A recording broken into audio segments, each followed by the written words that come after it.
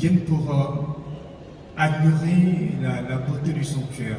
Donc pour eux, la basilique est essentiellement un lieu touristique. La deuxième catégorie des personnes, c'est ceux qui viennent ici poussés par la foi.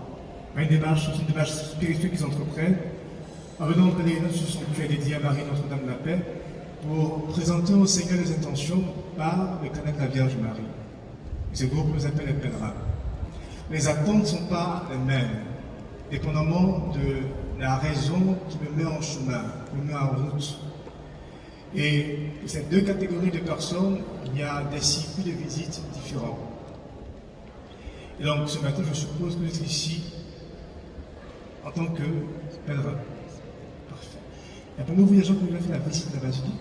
Parmi vous des personnes? Oui. Vous avez mis la maison, c'est bon. Parfait. Avec un guide, hein? Pas avec un début parti. Avec un guide. Oui. Parfait. Alors, les guides insistent essentiellement sur l'aspect architectural du sanctuaire.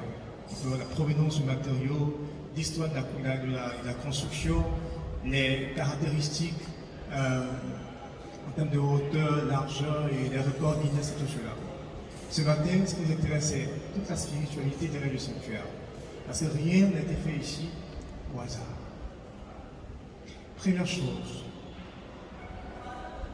la principale attraction du sanctuaire, c'est d'abord les vitraux. C'est tout autour de la basilique.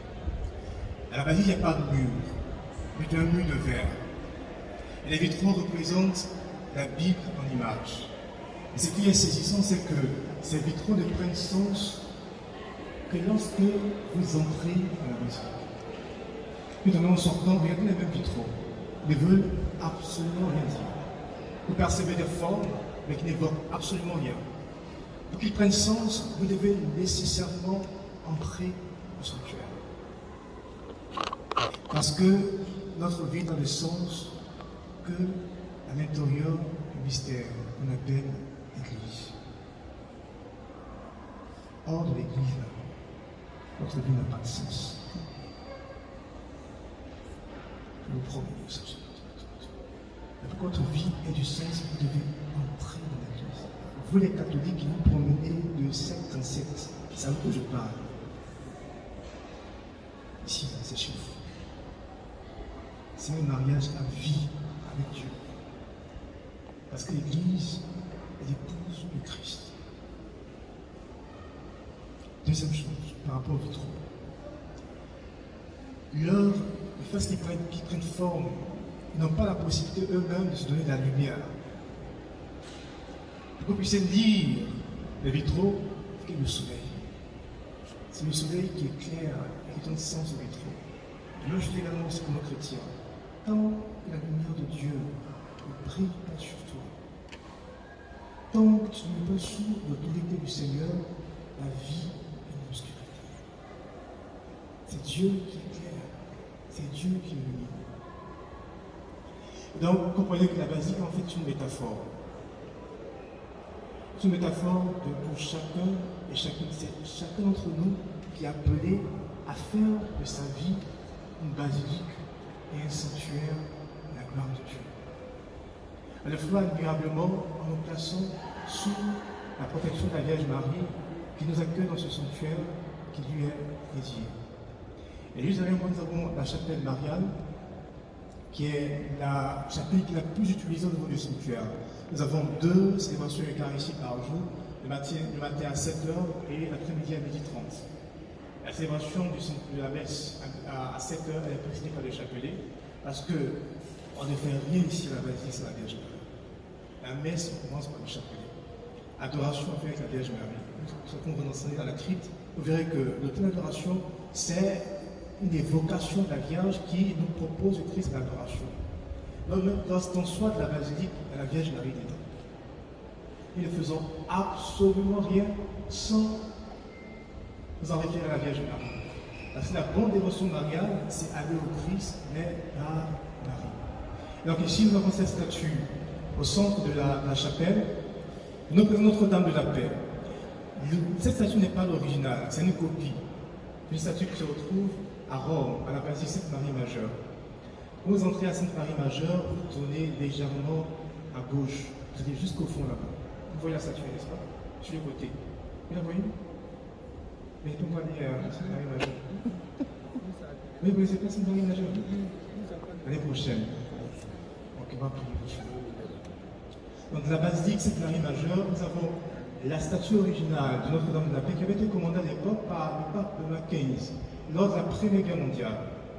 La statue a été réalisée en 1916 et la paix est devenue 2 ans après.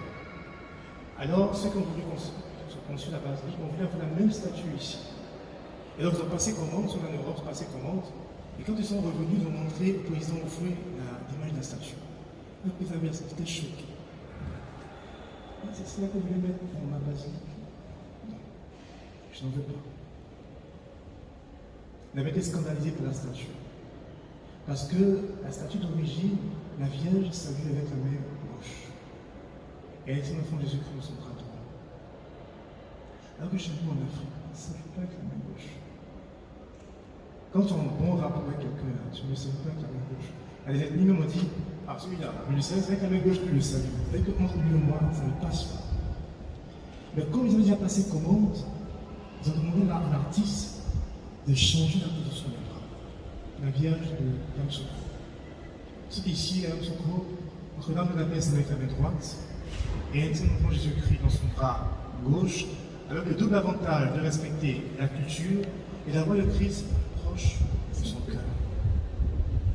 Donc c'est chacun d'entre nous que la Vierge tient comme ça, contre son cœur. Et un enseignement très important pour nous dans le changement de la position des bras, c'est que toute culture est vecteur de rencontre avec Dieu. Il n'y a aucune culture qui soit complètement exclue du mystère qu'on appelle Dieu. Le christianisme nous a apporté comme nouveauté, non pas Dieu, mais le Christ. Dieu existe dans notre culture. Dans nos médecines, on appelle encore le pas, on appelle encore Dieu. C'est les baouli, c'est Yangmé. En gros, on dit comment? C'est santé. Toute langue, toute culture est un vecteur de rencontre avec le Seigneur. Je n'ai pas besoin de m'occidentaliser pour rencontrer Dieu. Je vais à Dieu avec mon bagage culturel. Et bien, j'en ai une très bonne tradition quand il rentrait, quand il arrivait dans un pays pour une visite. Quel que soit, il baise le sol. Parce que cette terre-là aussi, c'est une terre bénie. La terre sainte, pas seulement d'Israël. Toute terre, parce que nous avons été tous créés par Dieu, toute terre sainte. Donc c'est une invitation à être fiers de qui nous sommes, comme Africains. Et à puiser également dans notre culture les éléments pour rencontrer de façon authentique le Seigneur. L'autre élément aussi qui change avec la statue de Rome, c'est que à Rome, vous verrez que la Vierge a une couronne avec l'enfant Jésus-Christ. Mais ici, ils ont enlevé la couronne. Parce que les artistes ont fait la beauté d'une personne, là, c'est pas à chercher à l'extérieur. Si la Vierge Marie est reine, elle ne tient pas à son aspect extérieur. C'est plutôt dans ses vertus, son intérieur. Et donc, toute l'attention est mise sur la vie intérieure de la Vierge qui constitue sa véritable beauté. Donc, quand vous vous maquillez, n'oubliez pas de maquiller aussi votre âme. Quand vous vous rendez belle avec des belles coiffures, pensez vraiment que ça fait la même chose. Il y a un toilettage de l'âme qui est tout aussi important que le toilettage extérieur. Parce que notre véritable nature, ça vient de Dieu. C'est Dieu qui maîtrise sa vie spirituelle. C'est qu'une assise spirituelle, automatiquement les effets rejaillissent à l'extérieur. Mais tel que tu es à l'intérieur, c'est comme ça vient à l'extérieur. Marie nous invite à concentrer notre attention sur notre vie intérieure. Elle nous aide justement parce que Marie est une forme de silence de la prière. Derrière les statues, nous avons les épisodes de la vie de la Vierge Marie. Ici à droite, le médaillon qui est juste là, nous avons les épousailles de Joseph et de Marie. De l'autre côté, une scène de Marie et ses parents. Complètement au centre, nous avons la représentation de la Vierge de l'Assomption avec les serpents à ses pieds, et de part et d'autre, les deux mystères deux mystères joyeux. Un mystère joyeux, Annonciation de l'ange Gabriel à Marie.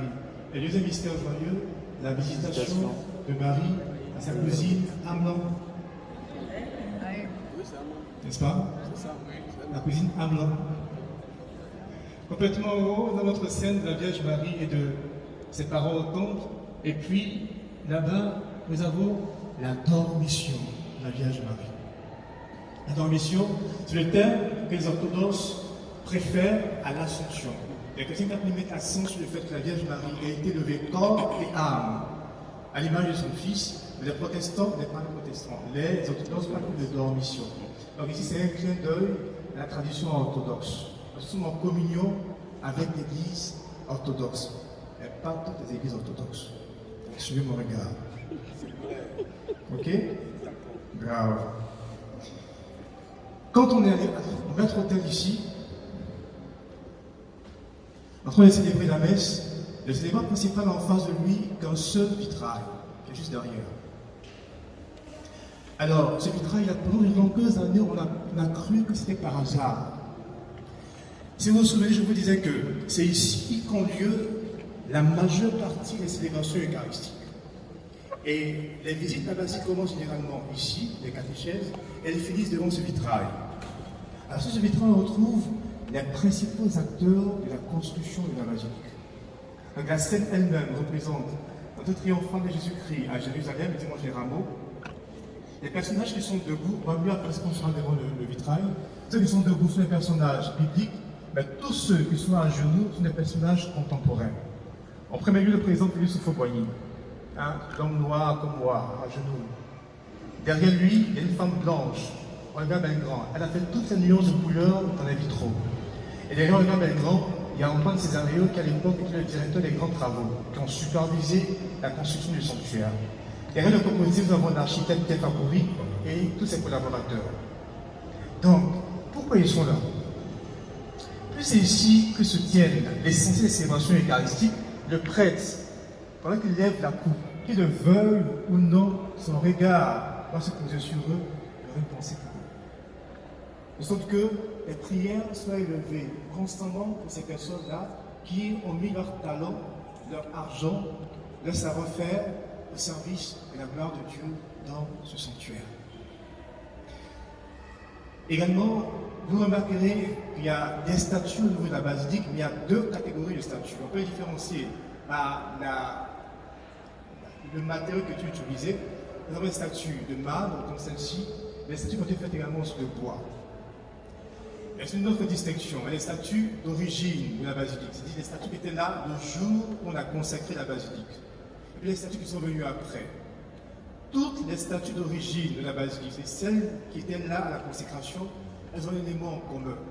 Vous ne trouvez aucune de ces statues qui n'ait à côté d'elle le Christ. Aucune statue d'origine de la basilique ne comporte seulement la Vierge ou le Saint. Elles ont toutes à côté d'elle la personne de Jésus-Christ. Si vous vous promenez dans la basilique, vous voyez une statue qui est seule, vous savez que ce n'est pas ici, c'est comme cadeau après.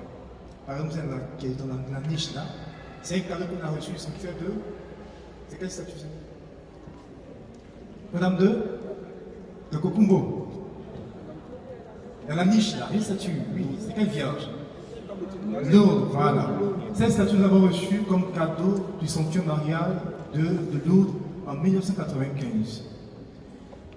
Alors pourquoi est-ce que sur cette statue d'origine, nous avons là le Christ? Parce que ce qui nous intéresse chez un saint, que c'est la Vierge Marie, Sainte Philomène, Saint François d'Assise, c'est la qualité de sa relation avec le Christ. Sans le Christ, le saint ou la sainte ne veut absolument rien dire pour nous. La Vierge Marie, elle ne représente absolument aucun intérêt pour nous. Elle ne représente aucun intérêt, c'est une sainte juive, si elle n'avait pas été la mère de Jésus-Christ. Donc, la bonne dévotion mariale, c'est toujours avoir comme point focal le Christ, le Dieu rédempteur du monde, que Marie d'ailleurs nous présente ici. Mais Marie a le secret pour nous mener à son Fils. Beaucoup de secrets. Et ce matin, je vais vous révéler quelques secrets de la Vierge. Venez avec moi, je vous montre.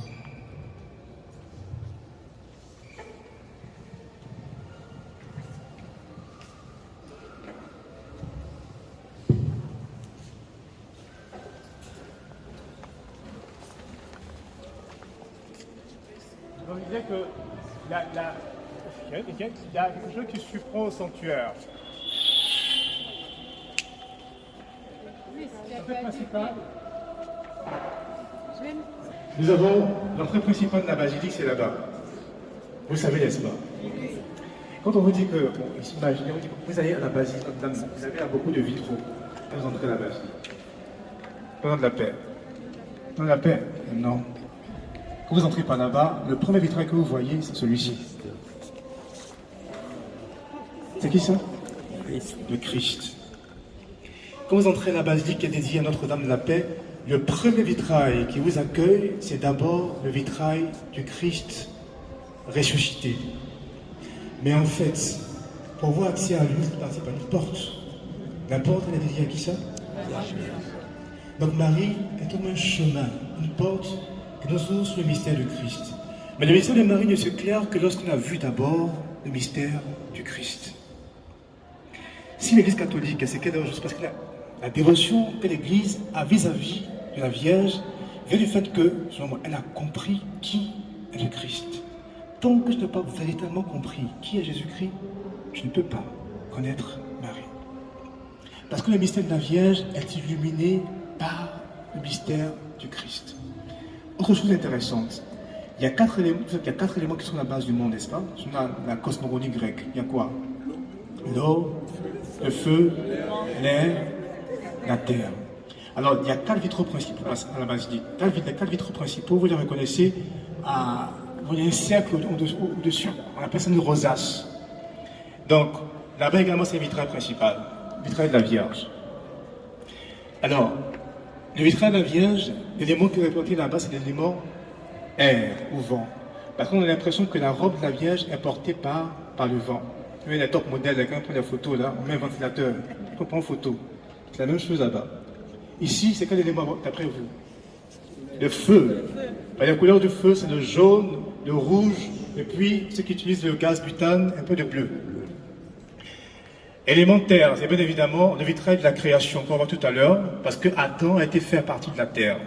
Et puis le 4e vitrail, c'est le vitrail du baptême de Jésus avec l'élément eau. Alors, pourquoi le feu se propage? Il a besoin de quoi? Du vent. Le vent dit que la Vierge Marie aide à diffuser le message de Christ. Aujourd'hui dans l'Église, la Vierge Marie veut se recruter des personnes qui participeront à diffuser le feu du Christ dans le monde entier. Vous savez ce que le Christ dit dans Luc chapitre 12, verset 49. « J'ai venu porter un feu sur la terre, et comme il me tarde, grave, on verra le thème de aujourd'hui tout à l'heure, et comme il me tarde que ce feu soit répandu. Pour que le feu se répande, il faut un vent. Et la Vierge Marie a ce vent-là. Son manuel va le Christ, mais le Christ également, quand on a rencontré, il nous confie à sa mère comme la foi au pied de la croix. Autre chose qui est intéressante, c'est que le choix du vitrail du Christ ressuscité n'est pas fortuit. L'évangile selon Saint Jean, la première parole du Christ ressuscité, c'est quoi? Non, avant la paix soit avec vous. La première parole du Christ ressuscité dans l'évangile selon Saint Jean, chapitre 20, je crois, la paix soit avec vous. Et comme ce sanctuaire dédié à Marie Notre-Dame de la Paix, il fallait connaître d'abord le vitrail du Christ ressuscité, qui est la véritable source de la paix, celui qui communique la paix. Donc quand vous entrez ici, la Vierge vous accueille, elle vous conduit vers son Christ, son Fils, qui nous donne la paix. Juste ici, nous avons une plaque qui commémore la consécration de la basilique. Ici, c'est écrit en français. Donc, le 10 septembre, l'année 90 ou 10 septembre, le pape Jean-Paul II a mis pour les fonds de Côte d'Ivoire 3 fois 3 fois 2 fois 2 fois 3, c'est 3 fois. En 90, c'est la fin déjà. 85. Et puis 80, 85 et 90. C'est le seul pays en Afrique qui a reçu 3 fois le pape. Et qu'avant la Côte d'Ivoire était la Côte d'Ivoire. Oui, on est un peu tombé quand même. Hein? Diplomatiquement, pardon. Et il y a des choses qui se passent, mais pour pouvoir déplacer le Saint-Père dans un pays, un petit pays d'Afrique, à 3 reprises, Alors, la plaque commémorative de la consécration de la basilique. Donc, Pape Jean-Paul II avait présent également le président Félix Houphouët-Boigny, qui est le donateur du sanctuaire, le cardinal Bernard Yago, paix à son âme, et puis d'autres membres de la curie ivoirienne. Et ici, cette plaque, on reprend la même plaque, mais ici, j'ai écrit ça en Kolongo. Comment? Qui est pas de Kolongo parmi vous? Il faut lire ça pour moi en Kolongo. Il faut lire en Kolongo pour moi. C'est en latin? C'est en latin, justement. Pourquoi en latin? Parce que le latin est la langue du Vatican. Et ici, mes frères et mes sœurs, écoutez-moi attentivement. Vous n'êtes pas en Côte d'Ivoire. C'est tout, Vatican. Et donc, vous avez besoin de visa pour être ici. Je peux voir vos visas, s'il vous plaît? Ça vos visas? Non. C'est pas ça, non? Le chapelet. Montrez-moi les visas. Celui qui n'a pas de chapelet, on le met dehors. Pour ça, je vois tous les visas. Vous me brandissez tous les visas maintenant que je les vois? Bravo. On va demander au Seigneur de les bénir. Entre secours dans le nom du Seigneur. Donne, Seigneur, ta grande bonté, bénir ce chapelet, afin que par la méditation des mystères joyeux, lumineux, douloureux, glorieux de la vie de notre Seigneur Jésus-Christ, tes serviteurs reçoivent ici, par l'intercession de Marie, grâce, protection et bénédiction, au nom du Père, et du Fils, et du Saint-Esprit. Amen. Juste derrière vous avez un hôtel là, l'hôtel d'adoration du sanctuaire, que vous trouverez à la crypte. Juste derrière vous avez Vous avez l'hôtel d'adoration de la basilique qui se trouve à la crypte. C'est le seul espace du sanctuaire qui n'est pas ouvert aux visites. Quand vous descendez là-bas, c'est uniquement pour prier. Pas de photos, pas de caméra, silence et rencontre avec le Seigneur. On a vissé ici, à ce niveau, pour que les pèlerins, les touristes puissent voir ce qu'il y a au niveau de la crypte. Donc on retrouve sur cet hôtel d'adoration la Vierge Marie qui nous présente le Christ pour l'adoration. Oui, tout à l'heure, ici au sanctuaire, on ne fait rien sans la Vierge Marie.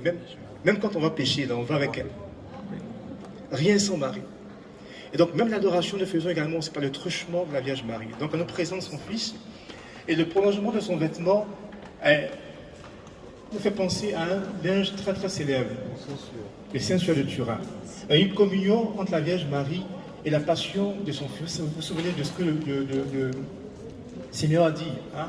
Une épée te transpercera l'âme, en référence à la communion entre la Vierge Marie et la passion de son Fils.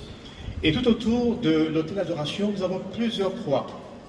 Vous voyez la croix là? Alors, chers frères et sœurs, il n'y a pas qu'une seule croix. Nous sommes habitués, nous les catholiques, à utiliser la croix latine. La croix latine, c'est la partie où c'est sur le chapelet là.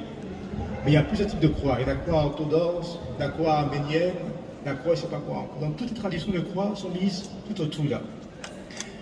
Mais la basilique en elle-même, il y a très peu de signes qui font passer à la passion du Christ. Parce que le sanctuaire est une église de la résurrection. La résurrection de la Côte d'Ivoire, la résurrection également aussi de l'Afrique. C'est vraiment ici une ode à la renaissance de l'Afrique. Donc tout est focalisé sur la résurrection du Christ, comme on le voit sur ce vitrail-là. Donc les éléments de la passion sont dissimulés. On peut les voir autour du vitrail du Christ. Vous voyez ici, là il y a une lance avec des fouets. Ici à gauche, complètement au-dessus, vous voyez une espèce de coupe avec des clous à l'intérieur. Il y a une couronne ici, c'est pas très visible, et puis un peu en haut, il y a une échelle qui a servi à faire descendre le corps du Christ de la croix. Donc tout ce qui est évocateur de la passion est un peu dissimulé, parce qu'il y avait une volonté de changer l'histoire de l'Afrique. Ici, on est fatigué d'entendre les guerres, en Afrique c'est la misère, c'est la famine. Non, quelque chose de beau, de grand également, aussi peut sortir de l'Afrique. Dis Amen. Amen. Et ici, donc, c'est vraiment très très clair dans l'idée du président Houphouët. Si l'Europe s'est construite aujourd'hui, c'est en s'appuyant sur la foi chrétienne. Aujourd'hui, on crache l'Église aujourd'hui, mais l'Église, l'Europe, est ce qu'elle est à cause de l'Église catholique. Donc, il y avait également le projet de voir l'émergence de l'Afrique en s'appuyant sur la tradition de l'Église catholique. Est-ce qu'il y a des questions? Oui. Je voudrais avoir une signification. Oui. Par rapport à la Vierge qui marche sur le serpent. Oui. Et puis sur le Christ, il y a le globe au-dessus de lui. Alors, le Christ est roi de l'univers. Hein? Et il faut d'abord trouver les doigts du Christ. Vous voyez la position des doigts du Christ là. D'abord, là, il y a deux doigts comme ça qui évoquent ces deux natures. Il y a à la fois homme et Dieu. Et puis il y a trois qui font passer la Trinité. Le Père, le Fils et l'Esprit Saint. Donc le Christ ici tient aussi dans sa main un globe parce qu'il est le roi de l'univers. Et la Vierge Marie qui écrase la tête du serpent, c'est ce qu'on dit à l'Assomption, hein, qu'il y a une domination sur le diable, parce que la Vierge Marie est la nouvelle Ève. Là où Ève a failli, la Vierge Marie, par son fiat, a relevé la condition de la femme et de l'homme. Il y a un très beau vitrail qui parle également du péché originel, on va tout à l'heure également aussi. Je finis avec ce passage-là.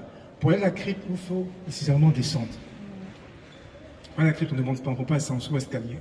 Il faut descendre. C'est un mouvement qui est physique, mais également c'est hautement spirituel. Parce que Dieu ne rencontre l'homme que lorsqu'il s'abaisse. Vous vous souvenez quand Zachée, je suis là, descends, hein, parce qu'aujourd'hui je vais séjourner chez toi. Monsieur que le Seigneur séjourne chez toi, tu es également aussi appelé à faire comme la Vierge Marie est devenue humble. En descendant, tu t'abaisses. Mais dans les profondeurs de ton être, que Dieu peut te rencontrer. Ok? On va marcher encore un peu. Et bien évidemment, la chapelle est dédiée à Saint-Joseph. Jusqu'à l'année dernière, toutes les célébrations eucharistiques en semaine avaient lieu uniquement à la chapelle mariale. Cette chapelle n'utilisait seulement que 2 fois par an. À votre avis, c'était quand? 2 fois par an. Fait du travail, donc le Saint-Joseph artisan, et puis le 19 mars, la fête de Saint-Joseph époux de Marie. Mais depuis l'année dernière, on a changé cela. Pourquoi, à votre avis? Bravo, l'année de Saint-Joseph. Donc depuis cette année-là, nous avons maintenant les célébrations eucharistiques tous les mercredis à la chapelle qui lui est dédiée. Parce que traditionnellement dans l'Église, le mercredi était dédié à Saint-Joseph. L'architecture de cette chapelle est similaire à celle de la chapelle mariale. Donc complètement au centre, nous avons une statue majestueuse de Joseph et de Jésus-Christ en train de travailler. Et puis dans le fond de la chapelle, nous avons des épisodes de la vie de Saint-Joseph. Donc, si vous vous souvenez bien, on a vu le même vitrail au même endroit à la chapelle qui est dédiée à la Vierge Marie. Donc les épousailles de Joseph et de Marie. Et puis il y a 3 instances dans les médaillons où Joseph est en train de faire un songe. Parce que dans les évangiles, le Seigneur parle à Joseph à travers les songes. La première fois, c'était à quelle occasion? Quelle est la première fois où l'ange a parlé à Joseph dans un songe? C'était à quelle occasion? Il s'apprêtait. Quand il s'apprêtait, hein, à répudier, on dit, à répudier Marie en secret. Et l'ange lui a apparu. Il y a beaucoup de chrétiens catholiques qui ont ce projet également, qui répudient Marie en secret. Officiellement, ils sont catholiques, mais ils ne font rien avec la Vierge Marie. Ils ne font absolument rien avec elle. Officiellement, ils peuvent être catholiques, mais ils ne feront jamais le chapelet, jamais l'angélus. Les fêtes mariales, ils s'en fichent et ils portent le nom des catholiques. Alors le Seigneur te dit aujourd'hui, à toi qui as répudié Marie en secret, il a la même chose également qu'il a dit à Joseph. N'aie pas peur de prendre chez toi Marie. Catholique, n'aie pas peur de prendre chez toi Marie. Parce que ce qui a été fécondé en elle là, a été fait par la force de l'Esprit Saint. N'ayez pas peur de prendre la Vierge Marie chez vous. Beaucoup se font de faux complexes vis-à-vis de la Vierge Marie. Non, on parle trop de la Vierge Marie. Ça fait quoi? Hein, Jésus m'a oublié. Lui-même, il t'a dit qu'il avait un problème avec ça. Parce que la vérité est celle-ci. Hein? La Vierge Marie, elle est complètement transparente au mystère de son Fils. Elle n'a pas un agenda secret. Oui, non, elle fait rébellion à l'intérieur de la cour céleste. Non, elle n'a pas ce projet-là. Elle est complètement ordonnée à son Fils. On voit que la Vierge Marie, elle est pratiquement analphabète. Tu lui dis, mais comment on appelle ça? Elle te dit Jésus. Tu dis, mais ça, on appelle ça comment? Elle te dit Jésus. Elle ne connaît qu'une seule, son vocabulaire est très pauvre. Une seule lettre, un seul mot, Jésus. Donc, il n'y a aucun risque que tu n'arrives pas au Christ si tu t'appuies sur la Vierge Marie. Et qui m'a résumé, c'est très très bien. Il me dit, mon père, en fait, la Vierge Marie, c'est comme un chauffeur de War. Et tu montes dedans là, tu as un seul terminus, c'est Jésus. Elle ne veut pas à gauche, elle a un seul terminus, Jésus-Christ. Donc, n'ayez pas peur de prendre chez vous la Vierge Marie. Est-ce qu'on a compris? Dans tout ce qu'aurait pu dire Marie en secret, allez chercher vos chapelets, ajoutez-moi des rosaires. Mais ça fait également. Elle fait croire à notre vie spirituelle. Donc, 3 instances où Joseph reçoit la Vierge Marie, pardon, pas la Vierge Marie, où l'ange lui parle. Donc, première fois, n'aie pas peur de prendre chez toi Marie. Deuxième fois, attention, quelqu'un veut envoyer à la vie de l'enfant, fuyez en Égypte, donc la fuite en Égypte là-bas, complètement en haut. Et là, c'est très très beau ce médaillon parce que, à une certaine histoire, à un certain moment de l'histoire de l'humanité, Dieu a trouvé un refuge en Afrique. Et c'est la vocation également de l'Afrique, de la Côte d'Ivoire, être le refuge de Dieu. Donc nous, là, nous sommes terre d'accueil pour Dieu. On doit maintenir et préserver cette vocation.